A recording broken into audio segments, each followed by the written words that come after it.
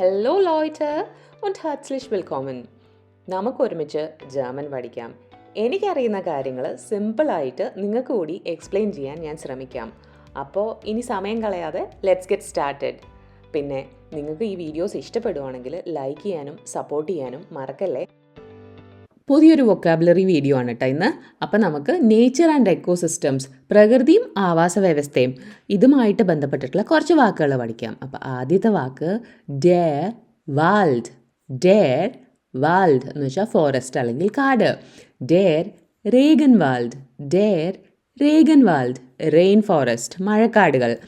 D അബ്ഹോൾസുങ്. ഡി അബ്ഹോൾസുങ് എന്ന് വെച്ചാൽ എന്താണ്? ഡീഫോറസ്റ്റേഷൻ, മരങ്ങൾ മുറിച്ച് മാറ്റുന്നത്. ഡെർ ബാവും. ഡെർ ബാവും എന്ന് വെച്ചാൽ എന്താണ്? മരം, ട്രീ. ഡി ഫ്ലാൻസ. ഡി ഫ്ലാൻസ എന്ന് വെച്ചാൽ എന്താണ്? ചെടി അല്ലെങ്കിൽ പ്ലാന്റ്. ദാസ് ടിയർ. ദാസ് ടിയർ ആനിമൽ അല്ലെങ്കിൽ ഒരു മൃഗം. ഡി ടിയർ ആർട്ട്. ഡി ടിയർ ആർട്ട് എന്ന് വെച്ചാൽ എന്താണ്? Animal species. ദാസ് ഔസ്റ്റർബൻ. ദാസ് ഔസ്റ്റർബൻ എന്ന് വെച്ചാൽ എക്സ്റ്റിങ്ഷൻ, വംശനാശം വരിക. ഔസ്റ്റർബൻ. ഔസ്റ്റർബൻ ടു ഗോ എക്സ്റ്റിങ്ക്ട്. ബെഡ്രോട്ട് അല്ലെങ്കിൽ ഗെഫേഡഡ്. ബെഡ്രോട്ട് അല്ലെങ്കിൽ ഗെഫേഡഡ് എന്ന് വെച്ചാൽ എൻഡേഞ്ചേർഡ്, വംശനാശ ഭീഷണിയിലുള്ളത്.